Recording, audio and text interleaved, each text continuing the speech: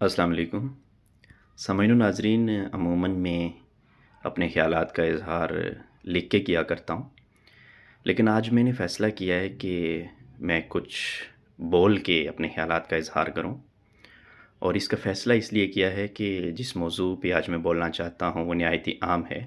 اور بہت ہی حساس مسئلہ ہے،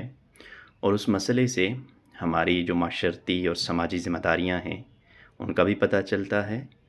اور یہ بھی پہلو اجاگر ہوتا ہے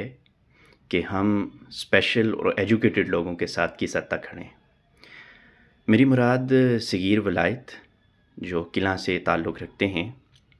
2018 سے وہ ایڈ ہاک ڈیوٹی کر رہے تھے، اور ان کی تقرری اس دور میں نون لیگ کے دور میں ہوئی، اور اب جو اطلاعات ہیں وہ یہی ہیں کہ ان کو نوکری سے فارغ کر دیا گیا ہے، اور ان کی جگہ پتن شیر خان سے کسی اور موصوف کی اپائنٹمنٹ ہو گئی ہے۔ میں تھوڑا سا یہ بتانا چاہتا ہوں جو میری انفارمیشن ہے کہ صغیر ولایت کون ہے اور ان کی قابلیت کیا ہے۔ دیکھیے، یہ سب کو پتہ ہے کہ معاشرے میں بہت سے ایجوکیٹڈ لوگ ہوتے ہیں، آج کل ایجوکیشن بہت ہو گئی ہے، اور اسپیسیفکلی اگر میں کشمیر کی بات کروں تو 77% لٹریسی ریٹ ہے، اور اس میں ماسٹرز ڈگری ہولڈر بھی ہر گھر میں تقریباً آج کل پایا جاتا ہے۔ لیکن خاص طور پر صغیر ولایت کی بات میں اس لیے کروں گا کہ وہ ایک معذور انسان ہے جس نے نہایت محنت سے، نہایت جد و جہد سے اپنی تعلیم مکمل کی، اور اگر اس کو کسی نے نوکری کی صورت میں سہارا دے دیا ہے تو معاشرے کو اور ارباب اختیار کو یہ حق نہیں پہنچتا کہ اس سے وہ سہارا چھینا جائے۔ تو میں یہ پرزور اپیل کرتا ہوں جتنے بھی ارباب اختیار ہیں، بالخصوص وزیر قانون و انصاف سردار فہیم اختر ربانی صاحب سے، اور جو بھی باثر لوگ اس سارے معاملے میں انوالوڈ ہیں، اگر وہ انوالوڈ ہیں تو میں ان سے یہ گزارش کروں گا کہ اس انوالومنٹ کو آپ پازیٹیو رکھیں، اور اگر وہ انوالو نہیں ہیں تو میں پھر بھی ان کے لیے یہی کہوں گا کہ انوالو ہو کے آپ صغیر ولایت کی مدد کیجئے اور اس سارے معاملے میں اس کا حق اس کو دیجئے۔ اور میں سامعین نے آخری بات یہاں پہ یہ کرنا چاہوں گا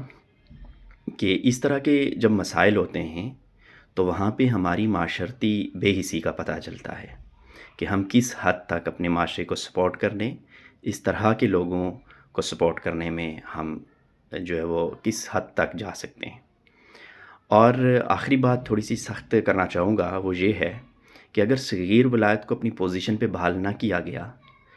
تو یہ اس کی معذوری کا سوال نہیں ہوگا، بلکہ اس سے یہ بات جنم لے گی کہ صغیر ولایت کے ارد گرد معاشرے میں ہم جیسے لوگ رہنے والے سب ذہنی طور پر معذور ہیں۔ لہٰذا اس سے بچنے کے لیے میں سب سے یہ گزارش کروں گا کہ اس پر آواز اٹھائیں اور ارباب اختیار کو اس پر مجبور کریں کہ ہمارے بھائی جو ایجوکیٹڈ ہیں، اسپیشل پرسن ہیں، ان کو ان کا حق دیا جائے،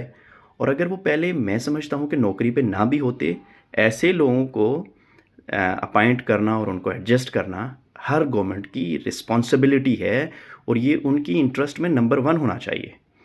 تو یہ میری طرف سے یہ بالکل ریکمنڈیشن ہے، میری طرف سے یہ گزارش ہے، اپیل ہے، اور میری طرف سے احتجاج بھی ہے کہ اس سارے معاملے کو تمام ارباب اختیار اس کو بخوبی دیکھیں اور اس کی حساسیت کو سمجھیں، کہیں ایسا نہ ہو جائے کہ اس طرح کے جو لوگ ہیں ان کی آہ جو ہے وہ پہنچ جائے اور پھر کام تمام ہو جائے۔ تو میں ایک دفعہ پھر آخر میں یہ گزارش کروں گا کہ صغیر ولایت کو اس کا حق دیا جائے اور اس کا جو اسپیشلٹی ہے اس کا خیال رکھا جائے۔ بہت شکریہ۔